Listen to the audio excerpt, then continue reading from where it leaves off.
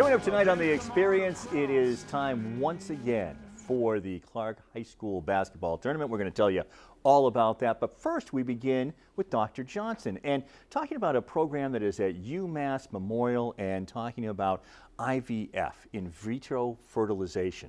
And Dr. Johnson, thank you so much for being here. My pleasure. So tell me a little bit about IVF. Give me the Reader's Digest sort of starter course on what we're talking about. Yeah. Well, sadly, about 1 in 8 couples have difficulty achieving the family that they want to have. And back in the sad days, back when I was in training, we really didn't have any treatment that would help them.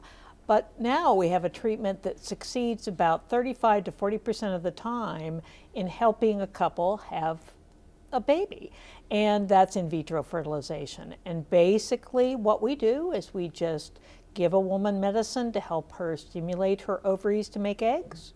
We take the eggs out, we put them in a little laboratory in a little petri dish, we add the men's component of that, we grow these little embryos for a couple days, and then put it back in the woman, and she becomes pregnant.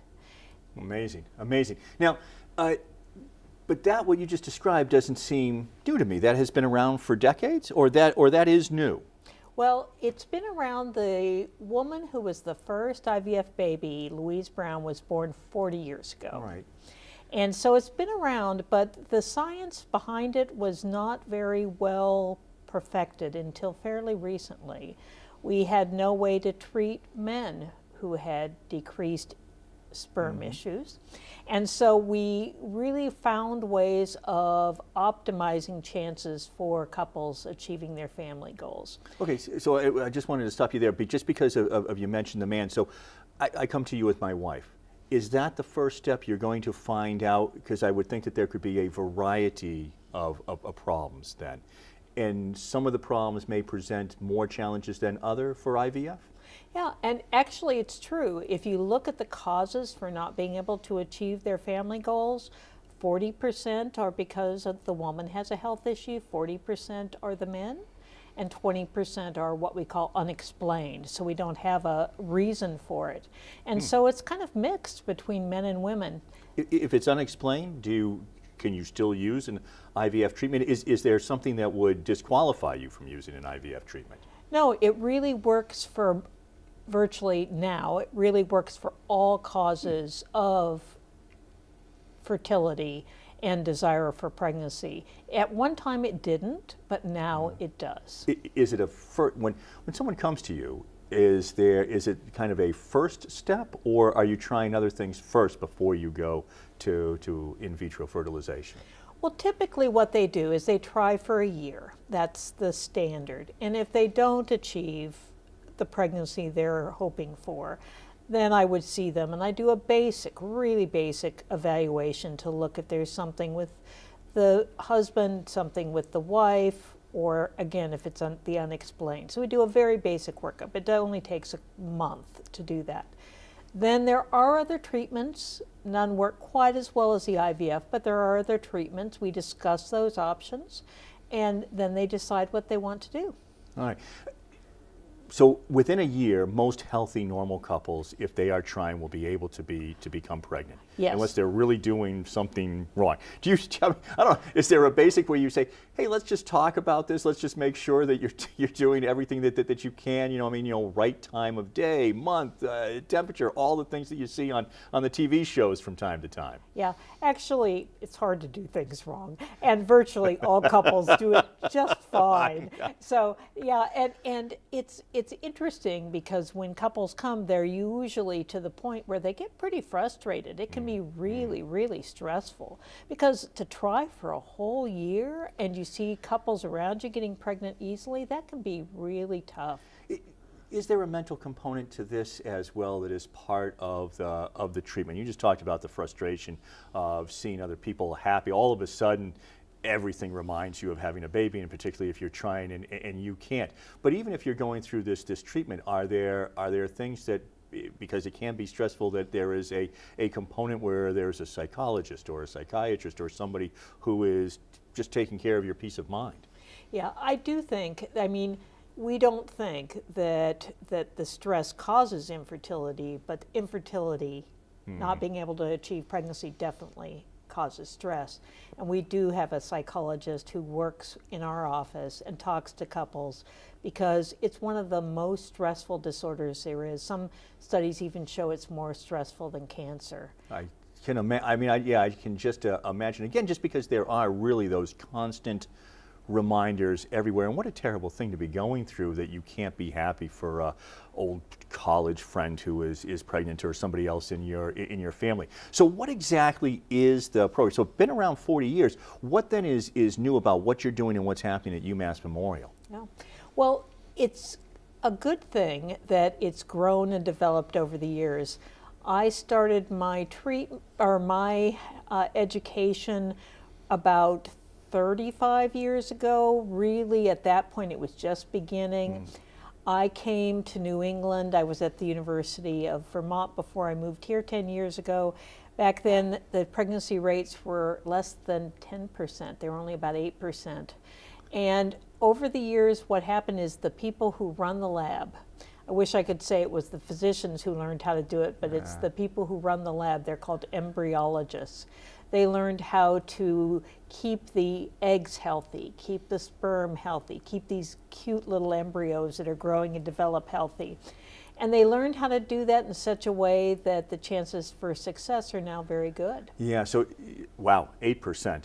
But now what did you say it was, about 35? 35 to 40%, depending on, mostly, and not to put too much of a focus on it, but the older women get, the lower the chance for pregnancy. Right, right. Well, and you hear about people freezing eggs and different things as well. 35, 40%. If it doesn't work the first time, do you try again? Is there a risk if you try more than one time? That's a great question. Yes, actually, you can try again, and people will. And the good thing about Massachusetts is this treatment is covered by insurance, and most insurance will cover it up to 4 times, and some even more. Now, the other good thing is now the little embryos that are of good quality, if you grow several and put back one, we only put in one, we try to avoid twins when possible. We put in one, then good quality ones can be frozen, and that gives a second chance for pregnancy. I saw somebody earlier this week who, she and her husband now have their second baby from their first IVF cycle. Oh, no kidding. Oh, interesting. That's wonderful. So somebody who is watching right now, and they've been trying, and they've had some trouble, what would you suggest is the step for them? To get in contact with you, get in contact with UMass Memorial? Yes, they should. That would be great. You can tell that it means a lot to me to help these couples. Yeah, this is really interesting. Tell me a little bit more about your story, because really you got in right away. So 35 years ago, I mean, this has now become your life's work. It seems as if it is a real calling for you to help people. What drew you to this? It's true. When I started out, most of what we did, we didn't have a good treatment. We would do surgery. We would try medications. We tried so many things, and sadly, not many things worked. And so I've watched it develop over the years, and it has meant a lot to me to see it now be successful. I had the privilege of meeting the first IVF pregnancy, Louise Brown. She's wonderful. She wrote a great book. And she talks about what it means to her to have seen what led to her life and what it means to other women, men, and children now. And so she and I had a great conversation about how much it means to help couples achieve their life goals. What was that like when you had that conversation, or you met with her? How did that come about? And clearly, it's been inspirational. Yeah, she came to a meeting. There is the American Society for Reproductive Medicine. That's my national society, and I was introducing her because she came to speak, and she and I had a chance to sit and talk, and I talked about, gosh, I was in medical school when, I first heard about you, and I was really inspired by how this could happen when it had never happened before. And we talked about it and what it meant to her and why she thought it was so important for her to be a voice for the importance of optimizing fertility. Yeah, I have to tell you, one of the things that strikes me about this, though, is UMass Memorial, but just the central Massachusetts region. I think of us as being cutting edge because of UMass, because of the incubators for all of the down near where UMass Memorial is with that lakeside campus. I mean, I really think of us being cutting edge, and it seems as if we're a little late to the party here. Oh, a touch, but we'll be there now. Yeah. We've been sending patients to Boston, and they do good care, but patients really want to stay with the doctors they know. Right. And it makes a world of difference. So being able to do the completion of the treatment right in Worcester, I know my patients have asked me many times, when are we going to get this going? And I say, I'm working on it. Yeah. Over the 35 years that you have been involved, you've seen so many advances. What have been some of the ethical questions that have come up in that 35 years? And are those the same questions that are being asked in 2019, or have a lot of those questions been answered just with the passage of time? Most of them have been answered with the passage of time. I mean, really, this is two members of a couple achieving their family. And there was some question of, is it okay to have an egg and an embryo in a laboratory, but they're maintained, they're healthy, they're cared for with great respect. It's interesting, not to talk about it from a religious component, but I've always found that most people I talk to are very supportive from all religious backgrounds and really see this as an important part of what their parishioners need in order to have the families that they desire. Well, it's probably, so what percentage of the population is having trouble conceiving?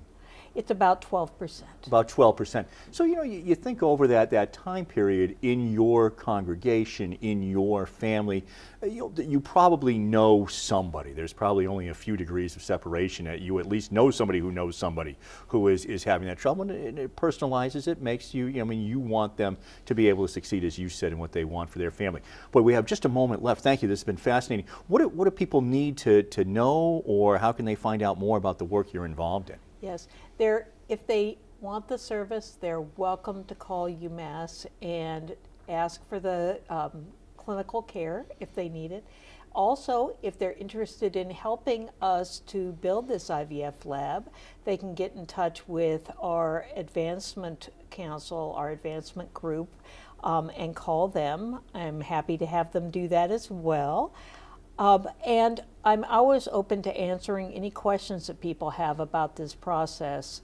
It's obviously a passion for me, and I'm very open with discussing it with anyone who wishes to talk about it. Terrific. All the information is right there. Thank you so much for coming by and pleasure. talking to us. Much more to come right here on the Hank Stolz Experience. My baby, what a lovely way of saying how much you love me. Having my baby